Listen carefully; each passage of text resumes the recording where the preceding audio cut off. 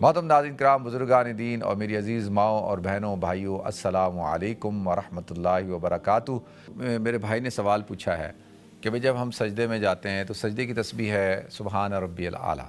تو وہ کبھی ہم 1 دفعہ پڑھتے ہیں، 2 دفعہ پڑھتے ہیں، 3 دفعہ پڑھتے ہیں، 5 دفعہ، 7 دفعہ پڑھ سکتے ہیں۔ ٹھیک ہے جی، آپ 1 دفعہ بھی پڑھ سکتے ہیں، 3 دفعہ بھی پڑھ سکتے ہیں، 5 دفعہ، 7 دفعہ، 9 دفعہ بھی پڑھ سکتے ہیں آرام سے۔ تو اچھا، اب سجدہ کرنا تو فرض ہے نا، اگر آپ نے سجدہ نہیں کیا تو آپ کی نماز نہیں ہوگی، اور اگر آپ نے سجدے کی تسبیح نہیں پڑھی تو اس سے سجدے کو کوئی فرق نہیں پڑتا، وہ ایک سنت عمل ہے۔ ٹھیک ہے، تو باقی اب دوسرا سوال یہ پوچھا کہ سجدے میں کیا ہم دعائیں کر سکتے ہیں اردو زبان میں، اپنی زبان میں؟ دیکھیں، اگر تو آپ نوافل پڑھ رہے ہیں تو نوافل کے اندر آپ عربی زبان کے اندر جو دعائیں کرنا چاہتے ہیں آپ کر سکتے ہیں۔ ٹھیک ہے، اب ایک بات سمجھنے کی ضرورت ہے، وہ یہ ہے کہ جو نماز ہے، نماز کے ایک ترتیب ہے نا، حضور اکرم صلی اللہ علیہ وسلم نے جو ترتیب بیان کی،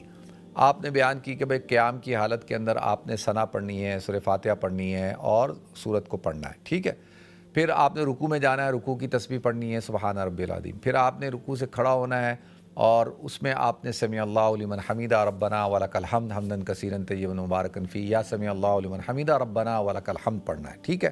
پھر آپ نے سجدے میں جانا ہے، سجدے کی تسبیحات پڑھنی ہے سبحان ربی الاعلیٰ، پھر آپ نے سجدے سے اٹھنا ہے، جو ہے جلسہ جو 2 سجدوں کے درمیان ہوتا ہے، اس میں بھی اگر آپ پڑھ سکتے ہیں تو اللہم اغفر لی واہدنی وارزقنی وعافانی پڑھ سکتے ہیں، اگر نہیں پڑھیں تو کوئی حرج نہیں ہے۔ ٹھیک ہے، پھر آپ نے دوسرے سجدے کی تسبیح ہے، پھر اسی طرح قاعدہ اولیٰ کے اندر آپ نے صرف اتحیات کو پڑھنا ہے، پھر قاعدہ آخرہ کے اندر آپ نے اتحیات کو بھی پڑھنا ہے، درود شریف کو بھی پڑھنا ہے اور دعا بھی کرنی ہے۔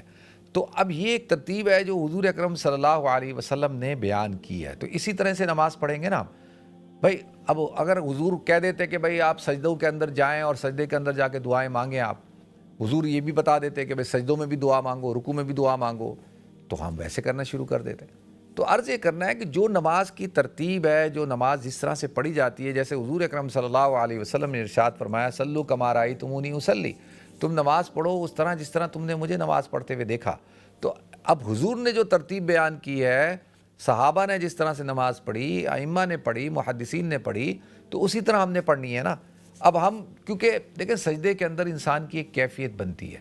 اور وہ دعا مانگنا چاہتا ہے تو ٹھیک ہے، آپ بغیر نماز کے سجدہ کریں، جتنی لمبی دعا مانگنی ہے مانگیں، آپ جو ہے وہ نفل کے اندر جتنی لمبی دعا مانگنی ہے مانگیں۔ ٹھیک ہے، تو فرض نمازوں کو، جو سنت نمازیں ہیں، ان کو اسی ترتیب سے پڑھنا چاہیے جس ترتیب سے اللہ کے رسول صلی اللہ علیہ وسلم نے بیان کی۔ اللہ تعالیٰ مجھے، آپ کو، ہم سب کو عمل کرنے کی توفیق عطا فرمائے۔ وآخر دعوانا ان الحمد للہ رب العالمین۔